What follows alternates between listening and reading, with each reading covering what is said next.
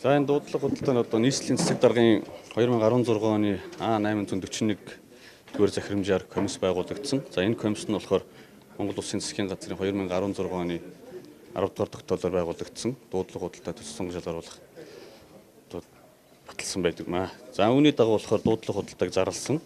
Ер нь бол дуудлага худалдааг бол цаашд бол иргэд нээлттэй байдлаар тухайд зарлана. Энэ удаагийн дуудлага худалдаанд 2 байршилд санал ирсэн боловч нэг байршил намжилтгүй.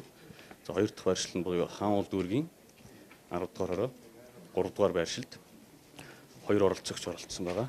За 1-р тэгээд үнийн дүнгийн доод интервал 5 сая төгрөг хэлснээр тухайн газар нь 84 сая 73 мянган төгрөгөөр зарагдсан байна. За нийт бол 25 байршил зарлагдсан байгаа.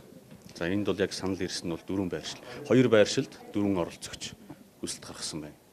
За тэг оролцогчдоос яг ялагчулаад одоо газар авсан нь бол энэ тухайн нэг байршил дээр хаан уул дүүргийн одоо 3 дугаар байршил буюу Баян зүрх дүүргийн 12 дугаар байршил дээр одоо 2 оролцогч ирж нэг нь бол ялагчаар тодорсон байна.